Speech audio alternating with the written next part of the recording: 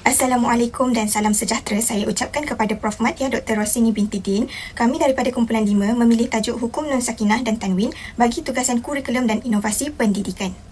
Kumpulan 5 terdiri daripada 8 orang ahli dan setiap ahli mempunyai peranan mereka sebagai ketua dalam menyiapkan tugasan pembangunan media ini. Khairunisa merupakan ketua keseluruhan yang memantau masa dan memastikan semua ahli bergerak menyiapkan tugasan. Nur Aliyah merupakan ketua content expert yang berperanan dalam memastikan fakta, subjek dan juga silibus video adalah tepat. Nur Hasniah bertanggungjawab dalam merangka papan cerita ataupun storyboard sebelum penggambaran bermula. Burhanuddin mengurus proses rakaman visual yang utama. Nur Fatihah berperanan dalam mengurus suntingan video, pemotongan klip dan juga kesan visual. Akilah pula akan menulis dialog, narasi dan juga penceritaan video pembelajaran. Siti Suliani akan mencari bahan video sedia ada dari mana-mana platform luar, serta saya sendiri Siti Atikah sebagai ketua slide pembentangan yang akan menguruskan slide pembentangan serta membantu rakan-rakan dalam melancarkan pembinaan video. Terdapat 3 objektif dalam pembangunan media pengajaran tajwid hukum Nun Sakinah dan Tanwin ini. Pertama, kefahaman murid akan meningkat terhadap pembelajaran hukum Nun Sakinah dan Tanwin. Kedua, penggunaan multimedia dalam PDP dipercayai akan meningkatkan minat pelajar dan juga memudahkan pemahaman serta penyampaian maklumat dengan lebih jelas. Dan yang ketiga adalah pembelajaran secara interaktif di mana ianya akan melibatkan murid secara aktif dalam PDP melalui aktiviti yang akan dijalankan di dalam kelas bersama-sama guru. Topik ini juga mempunyai isunya yang tersendiri terhadap pembelajaran hukum Nun Sakinah dan Tanwin. Yang pertama adalah murid keliru di antara Nun Sakinah dan juga Tanwin kerana masih ramai murid-murid yang keliru untuk mengenal pasti hukum-hukum ini dan menyebabkan mereka ni salah faham dalam menentukan hukum bacaan Al-Quran. Ia dapat dilihat semasa aktiviti bacaan ataupun latihan bertulis dilaksanakan. Selain daripada itu, murid juga sukar untuk menentukan huruf yang gunnah dan juga huruf yang bukan gunnah. Ini juga dapat dikenal pasti oleh guru semasa aktiviti bacaan Al-Quran dalam penjelasan huruf di dalam kelas. Topik ini juga mempunyai isunya yang tersendiri terhadap pembelajaran hukum Nun Sakinah dan Tanwin. Yang pertama adalah murid keliru di antara Nun Sakinah dan juga Tanwin kerana masih ramai. Kenapa kumpulan kami telah memilih untuk membangunkan media pengajaran bagi topik tajwid hukum Nun Sakinah dan Tanwin ini? Ada 3 sebab yang utama. Sebab yang pertama, pembelajaran topik ini biasanya adalah dijalankan secara teori kerana murid akan berasa lebih cepat bosan dan juga tidak dapat menarik minat mereka untuk memahami topik pembelajaran hukum ini. Yang kedua, fokus pada exam oriented di mana biasanya topik ini akan menggunakan teknik untuk menghafal hukum yang akan digunakan semasa mereka menduduki ujian peperiksaan sahaja, tapi apabila sehari-hari mereka tidak mengaplikasikan semasa pembacaan di dalam Al-Quran. Yang ketiga, pelajar ni sering melanggar hukum tajwid semasa pembacaan hukum Nun Sakinah dan juga Tanwin. Solusi yang boleh diambil bagi meningkatkan keberkesanan pengajaran yang pertama adalah pendedahan awal dalam pembelajaran. Langkah ini memfokuskan kepada memberi penerangan ringkas berkaitan kepentingan membaca Al-Quran dengan bertajwid kepada para pelajar. Melalui kaedah ini, pelajar akan faham mengapa aspek tajwid tidak boleh diabaikan. Guru juga perlu mendedahkan perbezaan antara bacaan yang salah dengan bacaan yang betul agar pelajar dapat mengenal pasti kesilapan mereka dan memperbaikinya dengan lebih yakin. Yang kedua pula, melibatkan penggunaan ICT dalam pembelajaran. Memandangkan zaman sudah pun berubah, cara penyampaian hukum Nun Sakinah dan Tanwin perlu diperbagaikan seiring dengan perkembangan teknologi semasa agar sesi pembelajaran tidak membosankan. Antara bahan digital yang sangat efektif boleh digunakan adalah video yang merangkumi simulasi bacaan, infografik hukum tajwid, panduan Al-Quran berwarna kepada pelajar serta kuis interaktif. Gabungan elemen visual dan interaktif ini bukan sahaja dapat menarik minat, malah membantu pelajar lebih memahami serta mengingat hukum tajwid dengan lebih cepat dan juga berkesan.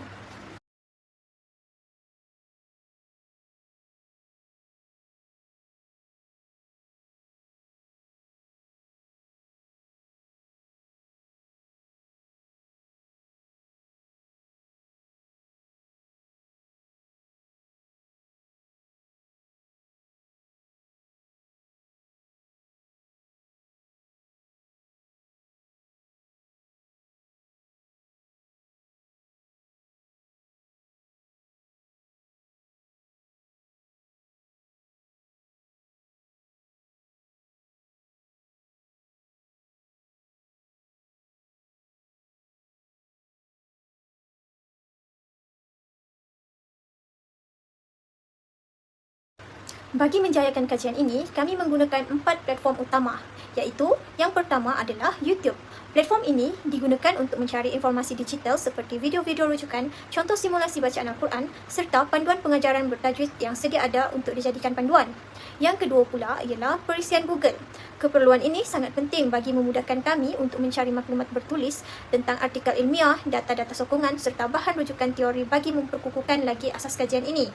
Yang ketiga, kami menggunakan perisian Filmora sebagai platform utama untuk penyuntingan video, membolehkan penghasilan video kandungan instruksional atau simulasi tajwid yang kreatif, kemas dan juga menarik perhatian pelajar.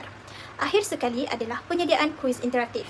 Kami menggunakan platform kuis digital seperti Quizizz, Kahoot dan juga WordWall yang berfungsi untuk menguji kefahaman pelajar secara santai selepas sesi pembelajaran tamat. Seterusnya, saya akan menerangkan tentang proses pelaksanaan video.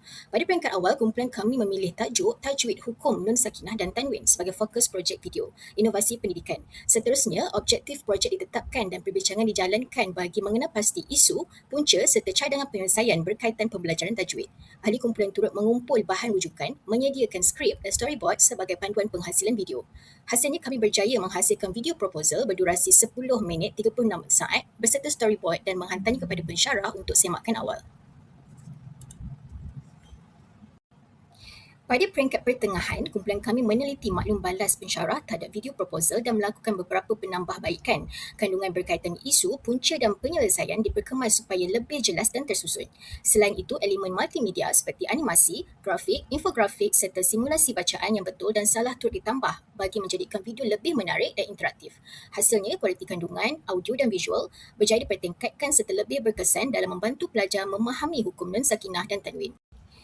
Pada peringkat akhir, kumpulan kami menjalankan semakan menyeluruh terhadap kandungan video bagi memastikan semua maklumat adalah tepat dan memenuhi objektif projek.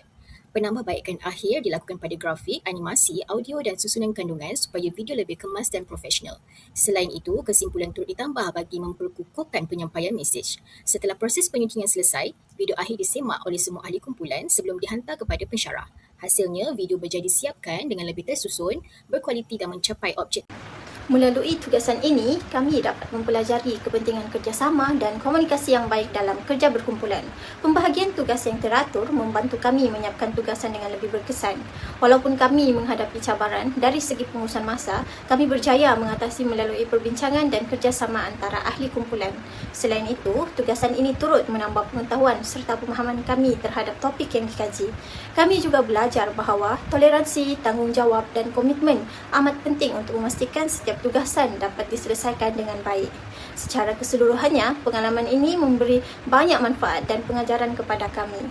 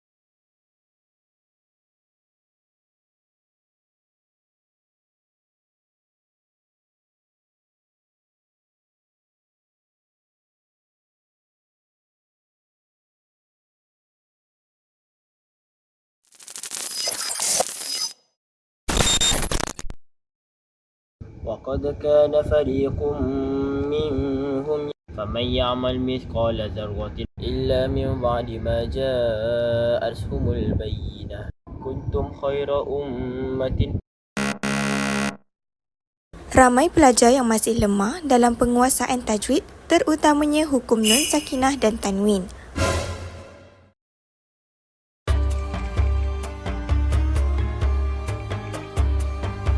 Kaedah pembelajaran tradisional dan terlalu berfokus kepada peperiksaan menyebabkan pelajar kurang memahami aplikasi hukum tajwid.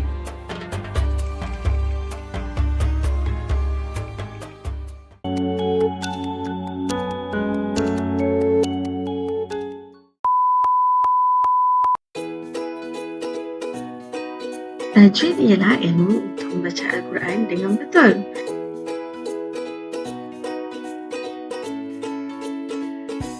Dalam video ini, kita akan mempelajari hukum nun sakinah dan tanwin secara interaktif.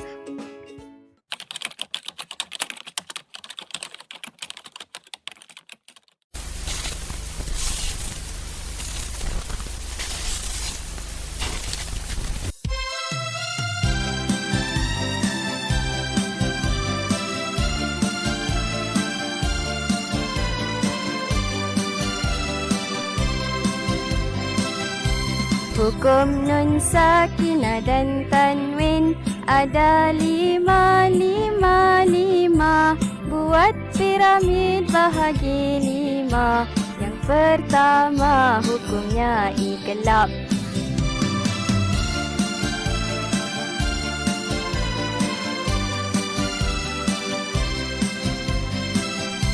Yang kedua idgham bila gunnah. Idgham ma'al gunnah izhar halki. Jangan lupa ikhfa hakiki. Itulah 5 hukum hari ini.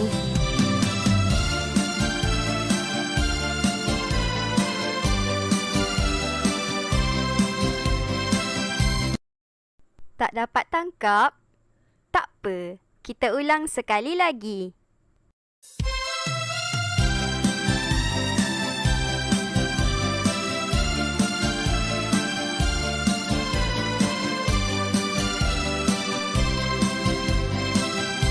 Hukum nun sakinah dan tanwin ada 5, 5, 5. Buat piramid bahagi 5. Yang pertama hukumnya iqlab.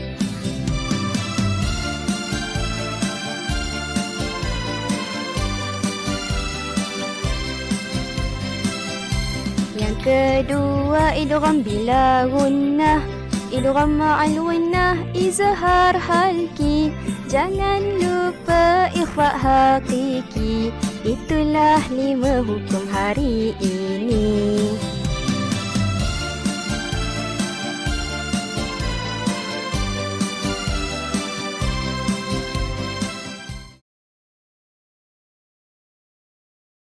Assalamualaikum semua. Hari ini kita nak sembang ringkas tentang satu topik yang sangat penting dalam ilmu tajwid, iaitu nun sakinah dan tanwin. Pertama sekali, mari kita berkenalan dengan bintang utama kita hari ini, iaitu nun sakinah. Apa benda sebenarnya nun sakinah ni? Secara mudahnya, ia adalah huruf nun yang ada tanda sukun. Cuba perhatikan betul-betul huruf tu. Perasan tak ada tanda bulat kecil yang menumpang ke atas huruf nun tu? Itulah yang kita panggil sebagai tanda sukun atau tanda mati. Kalau tadi kita dah kenal nun sakinah, habis tu macam mana pula dengan tanwin? Okey, ceritanya macam ni. Kalau nun sakinah tu huruf yang kita memang boleh nampak fizikalnya. Tanwin pula lebih memfokuskan kepada bunyi pada penghujung sesuatu kalimah. Cuba tengok 3 simbol baris ni. Baris 2 di atas bunyinya an. Baris 2 di bawah bunyinya in. Dan baris 2 di depan pula bunyinya un. Itulah dia tanwin. Sekarang, anda mungkin tertanya-tanya, kenapa kita nak kena kenal pasti bentuk nun mati atau bunyi baris tanwin ni semua? Jawapannya mudah, tapi impaknya sangat besar terhadap ibadah kita. Kita belajar ilmu tajwid ni supaya bacaan Al-Quran kita capai 3 perkara utama. Pertama, sebutan kita tu jadi betul.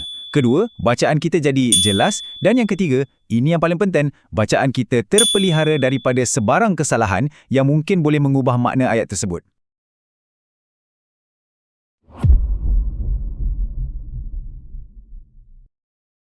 Yang pertama, izhar. Izhar maksudnya jelas. Bila nun sakinah atau tanwin rupa 6 huruf kerongkong ini, kita kena baca bunyi N dengan jelas tanpa dengung. Contohnya, قد كان فريق منهم يسمعون كلام الله. dengar tak? Bunyi N tu jelas. Kedua, idgham. Idgham artinya memasukkan. Ada 2 jenis. Idgham ma'al ghunah, maksudnya kita masukkan sambil dengung. Bila nun sakinah atau tanwin rupa huruf, bunyinya masuk dan senau. Contohnya, فمن يعمل مثقال ذرة خيرا يره. idgham bila ghunah pula, kita masukkan tanpa dengung. Bila jumpa huruf atau bunyinya masuk terus. Macam ni, أولئك على هدى من ربهم. Ketiga, iklab. Ini paling unik. Iklab maksudnya menukar. Bila nun sakinah atau tanwin rupa 1 huruf jaid, iaitu bunyi N akan bertukar jadi bunyi M yang ringan. Contohnya, إلا من بعد ما جاءتهم البينة. dan yang terakhir, ikhfa. Ikhfa artinya menyembunyikan. Bunyinya antara jelas dengan dengung, macam samar-samar gitu. Ada 15 huruf untuk ikhfa, banyak kan? Contohnya, bila nun sakinah jumpa huruf, macam dalam ayat. كنتم خير أمة أخرجت للناس. صدق الله العظيم. Alhamdulillah, tamat sudah perkongsian kita dalam video pembelajaran tajwid pada kali ini. Kami berharap setiap ilmu, hukum dan rakan serta para pelajar sekalian untuk memahami ilmu tajwid dengan lebih mulas dan seronok. Ingatlah, mempelajari tajwid menukar lulus ujian, tetapi ia adalah janyuntik semangat baharu kita semua untuk terus belajar, memperbaiki diri dan tidak berpaling daripada Al-Quran. Tahu tak, Nabi pesan orang terbaik tu yang belajar dan ajar Al-Quran. Jadi, jom perbaiki bacaan kita.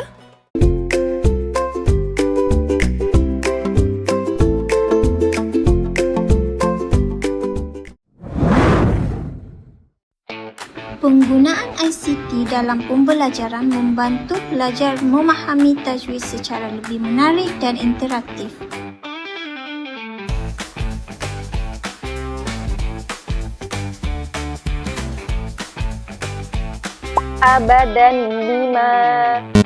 Abadan bima awanun.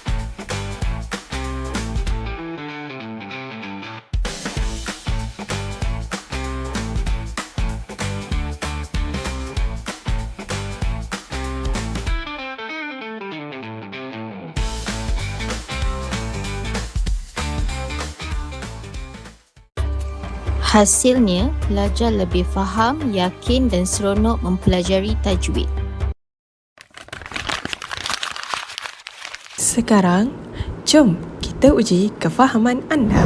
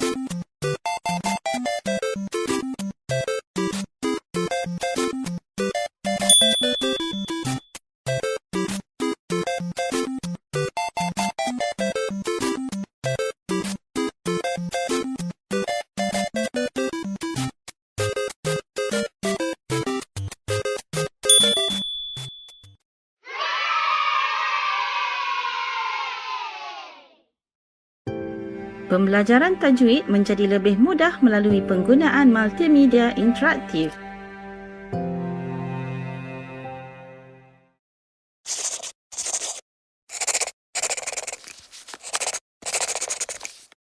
Wow!